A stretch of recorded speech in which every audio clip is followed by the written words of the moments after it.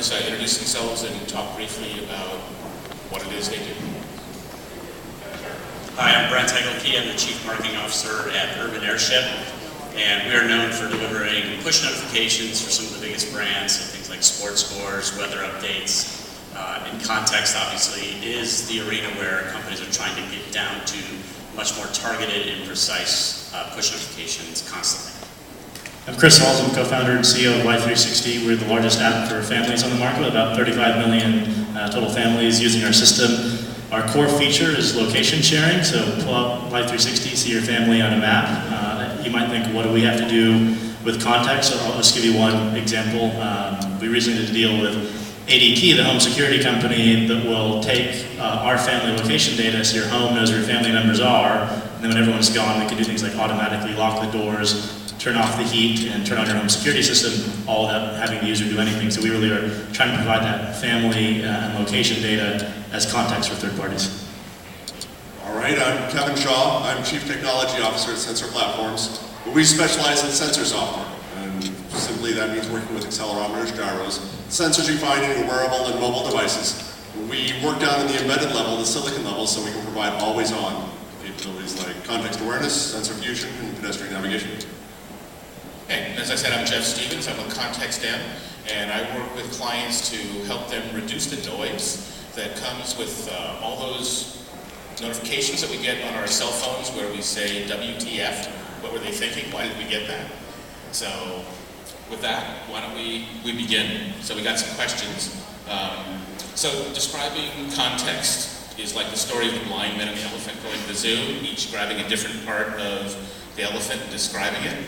And I use that as an example because there are many different ways to look at context. So why don't we start by each of our panel members. We'll start with Chris describing how you look at context. Sure, I think it's all about relevance.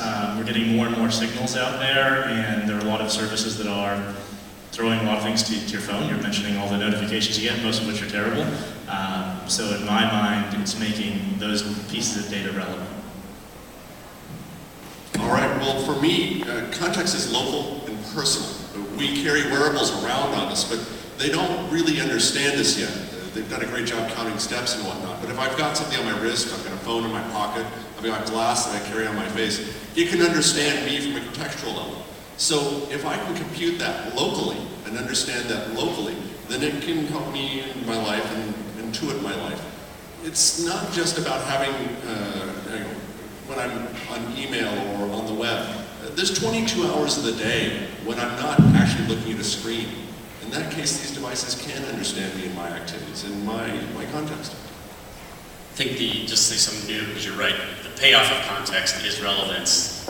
I think the interesting thing about context is that it's so multidimensional, so multi-layered. So if you think about one piece of data that might inform context, it might be useful or it might not be. And the one I think about, we hear about weather a lot. What's the weather where this person is?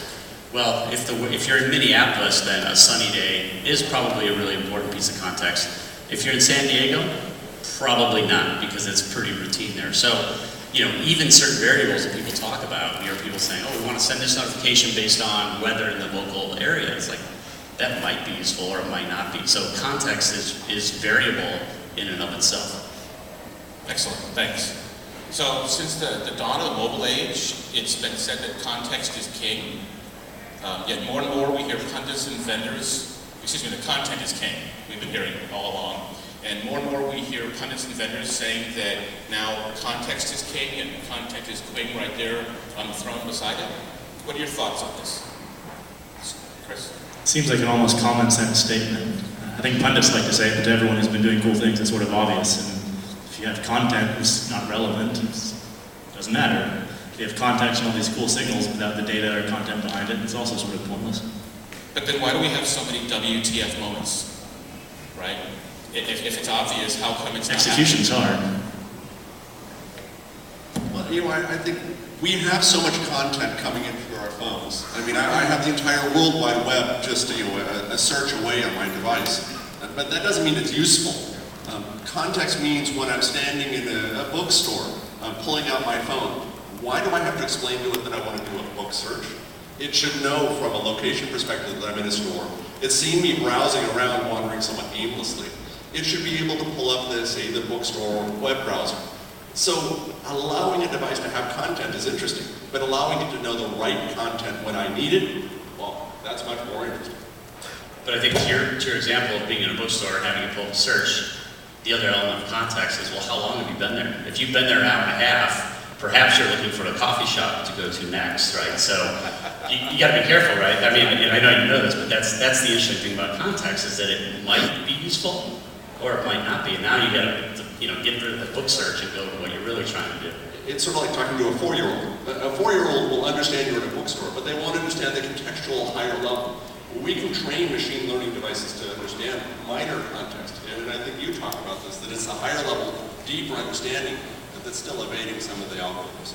Yeah, I mean, so to your question about content versus context, because I've been long in the content space back in the media companies I've started, and so content was always king. I think of content like a water reservoir, and so in a rut, you've got this giant, vast space of water. Context is the plumbing. Right, so context is how you route it to whom and when. So, if I'm looking for a glass of ice water, that's very different than if I'm looking to, water my yard, or if I'm getting ready to take a shower, or my wife's going to take a bath, right? So it's like you've got all this vast reservoir of things, but you have to figure out how to route them and when, and the output of that is very different. And that's the trick, and that's, in our world where we're dealing with these big brands that are really trying to send the right notification because, we've been big advocates of what we call good push, which is more notifications aren't better. It's more relevant, more useful notifications are way better.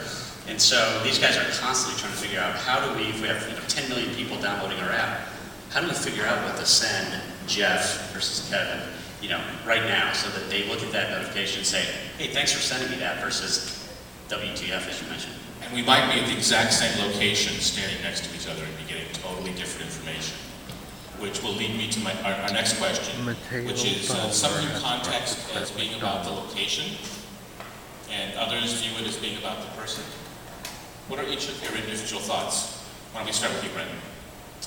So this is really interesting because location can be a really strong signal of context, but again, it's looked at a vacuum. So the whole idea of geofencing everyone's been talking about geofencing.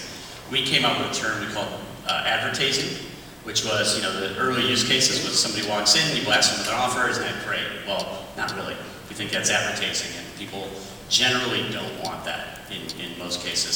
So what's really more interesting is location history, which is, if I walk into a place, is that my 100th time I've been there, or is that the first time I've been there? Was I there yesterday? Was I there last week? I mean, there's so many other things that actually determine whether that location is strong or not. Well, I would argue that that's what I call macro position. GPS today is, good to 5 to 10 meters. But even in this room, GPS is going to be in the tens of meters. It knows you're in a building, but it has no idea what floor I'm on or what any of these people are doing. I think the for fine scale context is understanding inertial context. What am I seeing? What am I hearing? What am I touching? That type of context is much more fine-grained. And from an inertial perspective, we know for the wearables we've got, I'm missing it on here, it can track the fact that I'm walking or sitting. So if you're sitting in this area, that tells me something. And that type of fine-grained context, I think, is where you differentiate and can really understand what are they doing. Yeah. For instance, are they sitting in the audience or are they sitting on stage? Pretty big difference. We can get that from heart rate, right?